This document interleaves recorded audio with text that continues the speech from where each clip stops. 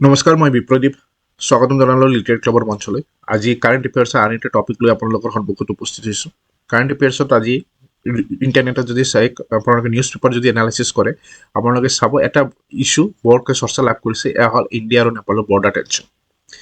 এই টপিকটো আপোনালোকৰ APSC বা UPSC যিটো কাৰেণ্ট এফেয়াৰ্ছ হিচাপেও ইম্পৰ্টেণ্ট হৈ আছে।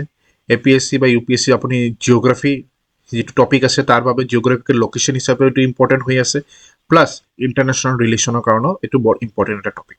চ' ডিছকাশ্যন কৰিলোঁ টপিকটোৰ একচুৱেলি আৰম্ভণি কি।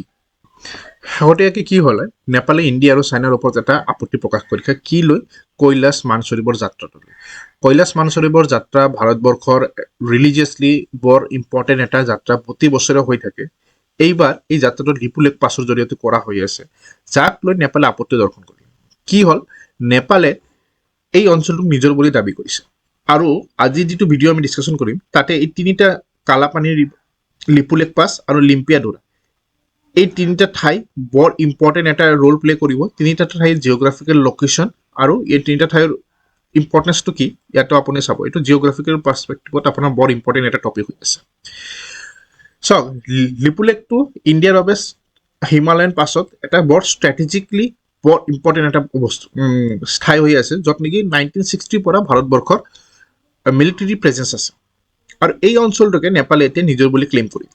মেটাৰটো কি মেপৰ জৰিয়তে বুজিবলৈ চেষ্টা কৰোঁ। লিপুলেখ পাছ, এয়া হ'ল আমাৰ লিপুলেখ পাছ, আৰু this was the route for Kailash Mansarovar Yatra this time.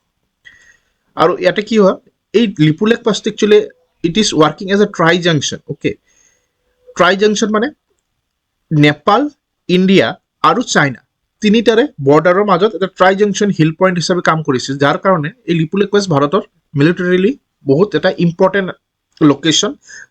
আৰু এই পাছটোকে নেপালে নিজৰ বুলি ক্লেইম কৰি আছে। কিয় ক্লেইম কৰি আছে চাওক, নেপালে কৈ আছে হিমানিন্তৰণৰ যিটো মূল উৎস এয়া হ'ল মহাকাল ৰিভাৰ। আৰু দুয়োটা দেশৰ মতে নেপালে কয় লিম্পিয়া, এয়া দুয়োটা দেশে মানি লৈছে যে মহাকাল ৰিভাৰটোৱে নেপাল আৰু ইণ্ডিয়াৰ হিমানিন্তৰণৰ মূল উৎস। কিন্তু নেপালে ক্লেইম কৰিছে এই নদীটোৰ উৎস হৈছে লিম্পিয়াধোৰা, আৰু ইণ্ডিয়াই কয় নহয়, নদীটোৰ উৎস হ'ল কালাপানী। যদি লিম্পিয়াধোৰা উৎসটো কাৰেক্ট হয়, তেনেহ'লে নেপালে ক্লেইম কৰা বস্তুটো কাৰেক্ট। নেপালে ক্লেইম কৰিছে যে যদি এই মহাকাল ৰিভাৰৰ উত্তৰ ফালৰ অংশটো নেপালৰ অংশ হয়, আৰু ভাৰতেও এইটো মানি লয়। কিন্তু মেইন প্ৰব্লেমটো হ'ল এই ৰিভাৰটোৰ উৎসটো ক'ত। যদি উৎসটো লিম্পিয়াধোৰাত হয়, তেনেহ'লে সেই ৰিভাৰটো কাৰেক্ট, নেপালৰ ক্লেইমটো কাৰেক্ট হ'ব। কিন্তু ভাৰতে কৈছে নহয়, উত্তৰ ফালৰ অংশটো তোমালোকৰ হয়, বাট ইয়াৰ উৎসটো হৈ আছে কালাপানী ৰিভাৰ। কালাপানী ৰিভাৰ যদি হয়, তেনেহ'লে এই লিপুলেখ পাছটো ইণ্ডিয়াৰ অভিন্ন অংশ হিচাপে থাকি যাব। আৰু এইটো একচুৱেলি ফেক্টো হয়।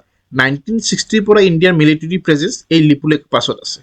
কিন্তু ৰিচেণ্টলি নেপালৰ নতুনকৈ চৰকাৰ গঠন হ'ল, নতুন এটা ৰাষ্ট্ৰীয়বাদৰ এটা নতুন জোৱাৰ উঠিছে নেপালে। তেওঁলোকে এইখিনি অঞ্চলক নিজৰ বুলি ক্লেইম কৰি ভাৰত আৰু নেপালৰ যিটো সুসম্পৰ্ক আছে, সেই সুসম্পৰ্কটোক নষ্ট কৰা এটা গভীৰ কুচক্ৰান্ত চলি আছে।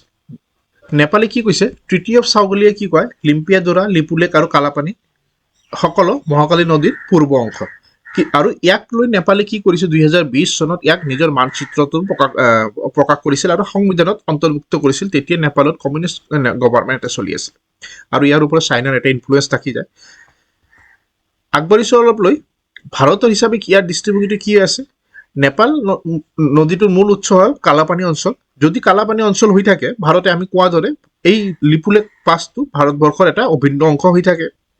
আৰু লিপুলেখ পাছৰ ওপৰত ভাৰতবৰ্ষে কেতিয়াও ক্লেইম এৰিবই নোৱাৰে, কাৰণ ই চাইনাৰ যিটো তিব্বত ইয়াৰ কাউণ্টাৰ পাৰ্ট হিচাপে ইয়াতে ব্যৱহাৰ হৈ আছে, আজিৰ পৰা নহয়, 1960 পৰা। কৈলাশ মানসৰোবৰৰ আন এটা গুৰুত্বপূৰ্ণ বিষয়টো হ'ল যে কৈলাশ মানসৰোবৰ যাত্ৰাটো আমাৰ হিন্দু ৰিলিজিয়াছ হিচাপে, বৌদ্ধিষ্ট হিচাপে, জৈন হিচাপে আৰু বন ধৰ্ম, চাৰিওটা ধৰ্মৰ কাৰণে মূল এটা গুৰুত্বপূৰ্ণ এটা চেক্ৰেট প্লেচ হ'ল কৈলাশ মানসৰোবৰ। এতিয়া কথা হ'ল, মাউণ্ট কৈলাশ আৰু লেক মানসৰোবৰৰ ওলাই অহা চাৰিটা মেজৰ ৰিভাৰ এছিয়াৰ। আপোনালোকে মনত ৰাখিব লাগিব নামকেইটা কি কি: ব্ৰহ্মপুত্ৰ, ইণ্ডাছ, সুতলেজ আৰু কৰ্ণালী। এইটো ভূ ৰাজনৈতিক দিশত অতি গুৰুত্বপূৰ্ণ।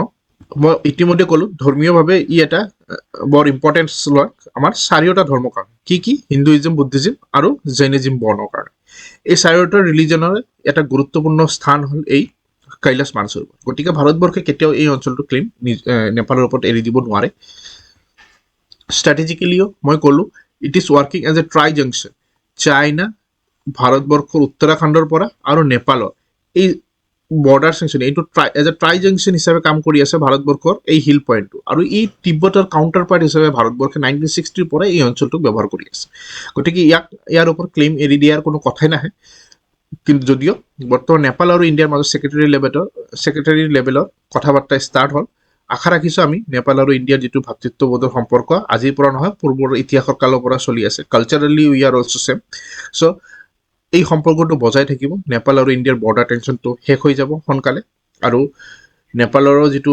ছভাৰেনিটি ইণ্ডিয়াৰো যিটো ছভাৰেনিটি ইণ্ডিয়াৰো যিটো ষ্ট্ৰেটেজিক ইম্পৰ্টেঞ্চ গোটেইখিনি বজাই ৰাখি এই অঞ্চলটোত সকলোৱে সুকলমে সমাধান এটা উলিয়াই ল'ব তো আজিৰ ভিডিঅ'টোত আমি এইখিনি আলোচনা কৰিলোঁ আশা ৰাখিছোঁ আপোনালোকে ভিডিঅ'টো ভাল পালে যদি ভাল পাই থাকি চেনেলটোক নিশ্চয় ছাবস্ক্ৰাইব কৰিব আৰু প্ৰতিদিনে কাৰেণ্ট এফেয়াৰ্ছৰ ক্লাছ আপোনালোকে লিটাৰ ক্লাবৰ মঞ্চত পাই থাকিব ইয়াৰ বাহিৰে আপোনালোকে মেথছ আৰু ৰিজনিং এডিআৰিৰ কাৰণে যদি প্ৰিপাৰেশ্যন কৰিছে আমাৰ চেনেলৰ প্লেলিষ্টত যাব তাতে আমাৰ গোটেইখিনি মেথছ ৰিজনিঙৰ ক্লাছবোৰ আপলোড হৈ আছে তাতে চাব এডিআৰিৰ এটা কমপ্লিট কোৰ্চ আমি কৰাম এডিআৰি 2026ত আমাৰ লগত যিসকলে জড়িত তেওঁলোকে যাতে ভাল এটা ৰেজাল্ট ল'ব পাৰে ইয়াৰ প্ৰতি আমাৰ এটা মূল লক্ষ্য থাকিব তো আজিৰ ভিডিঅ'টো সামৰণি দিছোঁ ইয়াতে ধন্যবাদ